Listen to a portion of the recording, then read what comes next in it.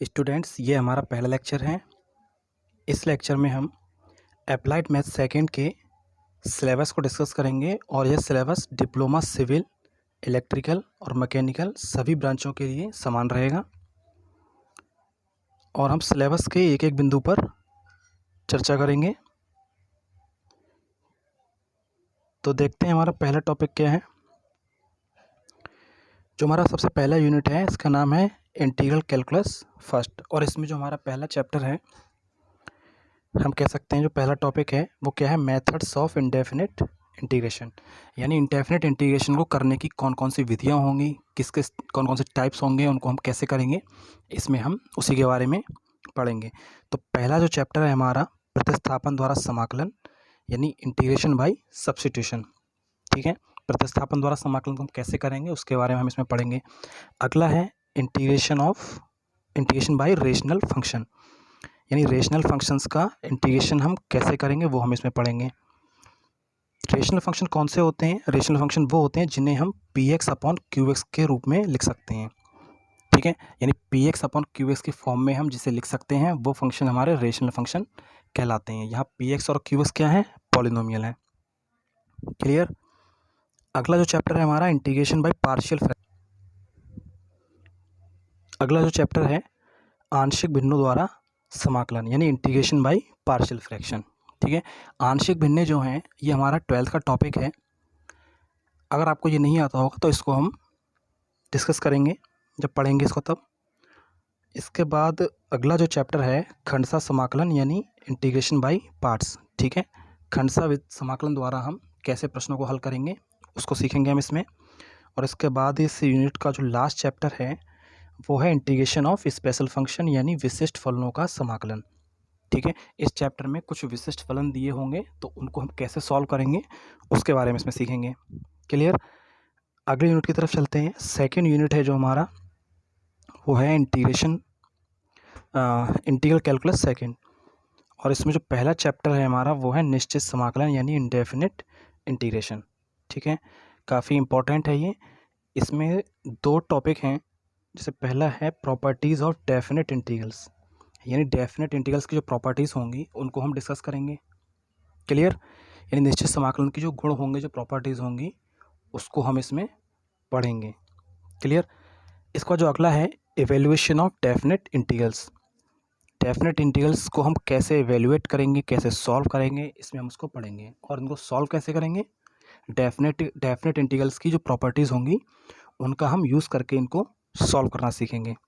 ठीक है, इसके बाद जो चैप्टर है जो समाकलन के अनुप्रयोग, यानी एप्लीकेशन ऑफ इंटीग्रेशन।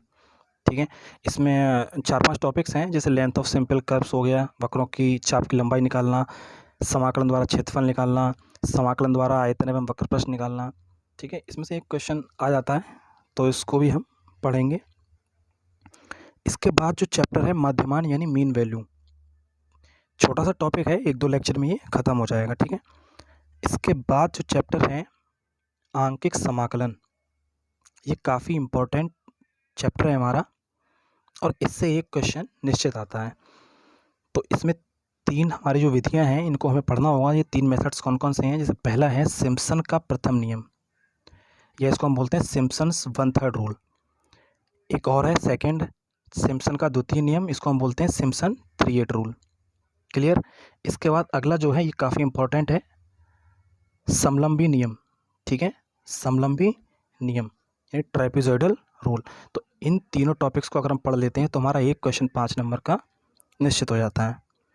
इसके अनुप्रयोग हैं, मतलब क्वेश्चंस को हम कैसे सॉल्व करेंगे। इसके बाद अगला टॉपिक है बीजीय समीकरणों का हल, आंकिक विधियाँ, solution of algebraic equations, numerical methods. तो इसमें भी हमारे 4 मेथड हैं, इन चारों को हम पढ़ेंगे और इनमें से भी एक क्वेश्चन निश्चित आता है। पहला है समद्विभाजन विधि, बाइसेक्शन मेथड। सेकंड है हमारा रेगुलर फाल्सी विधि, रेगुलर फाल्सी मेथड, या इसको हम फॉल्स पोजीशन मेथड भी बोलते हैं। इसके बाद तीसरा है न्यूटन रैप्सन विधि, यानी न्यूटन रैप्सन मेथड।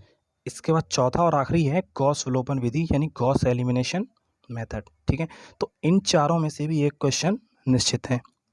क्लियर, यानी कि अगर हम इन दोनों चैप्टर को ठीक से पढ़ लें, इसे और इसे, तो हमारे 5-5 नंबर के 2 क्वेश्चन 10 से 12 जो हमारे अंक हैं वो निश्चित हैं, समझो। क्लियर। अगली यूनिट की तरफ चलते हैं। थर्ड जो यूनिट है कोऑर्डिनेट ज्योमेट्री, ठीक है, द्विमीय निर्देशांक ज्यामिति। इसमें हम पढ़ेंगे सर्किल। इसमें एक ही चैप्टर है सर्किल यानी वृत्त। इसमें सर्किल के बारे में हम पढ़ेंगे जो भी टॉपिक्स होंगे। जैसे पहला है हमारा standard and general equation of circle, ठीक है, सर्किल की जो इक्वेशंस हैं उनको कैसे फाइंड करेंगे हम। Radius and centre of a circle, यानी सर्किल का केंद्र और त्रिज्या हम कैसे निकालेंगे वो सीखेंगे।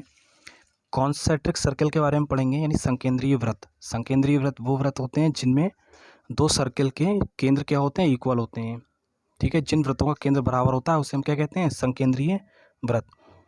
एक और टॉपिक है equation of circle passing through 3 और 2 पॉइंट्स, यानी 2 या 3 बिंदुओं से गुजरने वाले सर्किल का हम समीकरण प्राप्त करेंगे, ठीक है। तो 4-5 जो भी टॉपिक्स हैं इन पर बेस्ड हम क्वेश्चंस को करना सीखेंगे। आगे चलते हैं चौथे और आखिरी यूनिट की तरफ। ये हमारा लास्ट यूनिट है, ठीक है।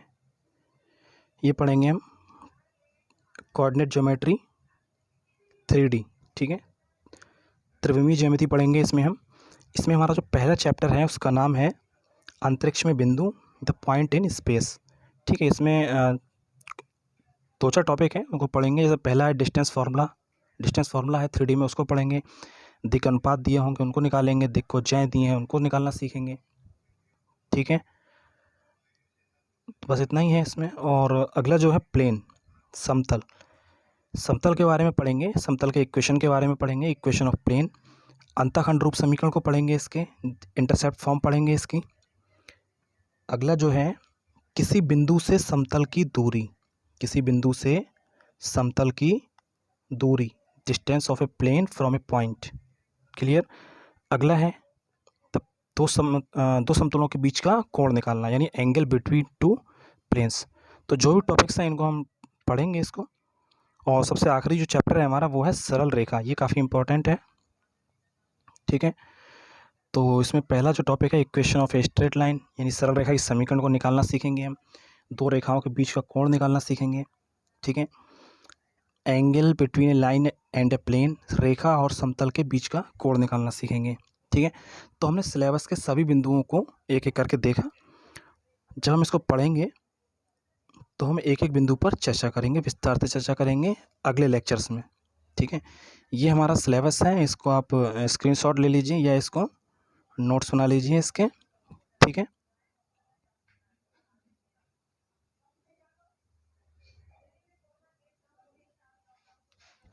क्लियर। तो अगले लेक्चर में हम जो हमारा सिलेबस के अकॉर्डिंग जो पहला टॉपिक है उसको हम डिस्कस करेंगे, क्लियर। Thank you.